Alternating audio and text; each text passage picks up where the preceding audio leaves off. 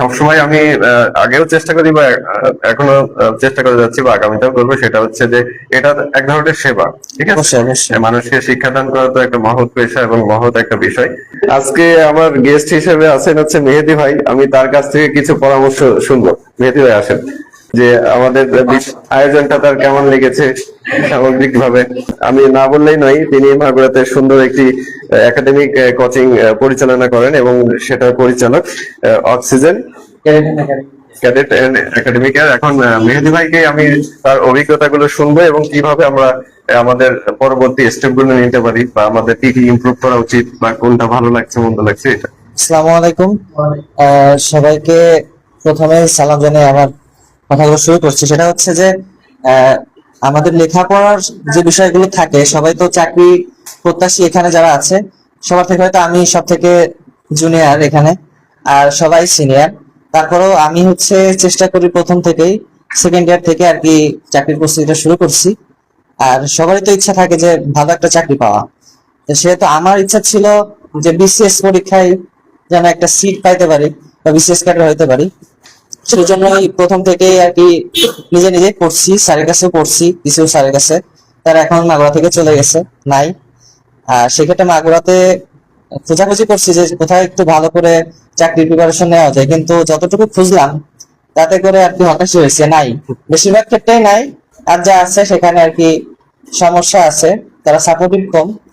তারপরে আর কি সবসময় আমি আগেও চেষ্টা করি বা এখনো চেষ্টা করে যাচ্ছি বা আগামীতেও করবো, সেটা হচ্ছে যে এটা এক ধরনের সেবা। ঠিক আছে, অবশ্যই অবশ্যই মানুষকে শিক্ষাদান করা তো একটা মহৎ পেশা এবং মহৎ একটা বিষয়। অনলাইনে একটা ভাইয়ের পরামর্শে এখানে আসলাম। এখানে পরিবেশটা ভালো লাগছে। বিশেষ করে পরীক্ষা না দিলে বোঝা যায় না যে কোথায় কোথায় ভুল আছে। পরীক্ষা যত দেওয়া যাবে তত ভুলগুলো আরো কোথায় কোথায় ভুল আছে সেগুলো দেখা যাবে, যে কোথায় ভুল আমার নিজের। যেহেতু নতুন প্রিপারেশন যারা শুরু করে তাদের ক্ষেত্রে এটা খুব ভালো পরীক্ষা দেওয়ার। তো এটা আমি অনেকদিন ধরে খুঁজছি যে কেউ কি এরকম। আচ্ছা, তার পরবর্তী কথা হচ্ছে যে সামনের দিনগুলো ইনশাল্লাহ আরো ভালো যাবে আমাদের। ইনশাল্লাহ আরো স্টুডেন্ট এখানে আসবে, আর প্রতিযোগিতা আরো বাড়বে। যেহেতু আমি ছোট হিসেবে যতটুকু আহ, আমার নতুন হিসাবে আপনি খুব ভালো করেছেন হ্যাঁ, এটা। ছোট হিসেবে আপনি এবং যতটুকু, হ্যাঁ। আমাদের বাড়ি ভাই আছেন, আপনারা যারা নতুন জি এসেছেন, জি আসলে খুবই সুন্দর করে আপনারা বুঝতে এখন একটু নিজেদের বুঝতে পারবেন যে আমাদের কোথায় ইমপ্রুভ করা উচিত। আসলে আমাদের সবসময় আমি আগেও চেষ্টা করি বা এখনো চেষ্টা করে যাচ্ছি বা আগামীতেও করবো, সেটা হচ্ছে যে এটা এক ধরনের সেবা। ঠিক আছে, অবশ্যই অবশ্যই। মানুষকে শিক্ষাদান করা তো একটা মহৎ পেশা এবং মহৎ একটা বিষয়। এটাকে আমি আর সবসময় এটা চেষ্টা যদি করি। আরো বৃহৎ পরিসরে মাগুরার ভিতরে করা যায়, ইচ্ছা আছে ইনশাআল্লাহ মাগুরার ভিতরে অনেক এটা জনপ্রিয় হবে ইন ফিউচার। সেই ক্ষেত্রে যা যা করা প্রয়োজন কোঅপারেট করে আমরা ইনশাআল্লাহ চেষ্টা করব। সকলের কাছে দোয়া রেখে আমি আমার বক্তব্য শেষ করছি। অসংখ্য ধন্যবাদ ইমাম মাহাদি ভাইকে, কারণ তিনি তার অভিজ্ঞতা থেকেই কিন্তু আমাদেরকে বললেন যে যেহেতু তিনি একটা কোচিং সেন্টার চালান, অক্সিজেন কোচিং সেন্টার। এটার অবস্থান হচ্ছে আমাদের হচ্ছে এসপি বাংলার সামনে।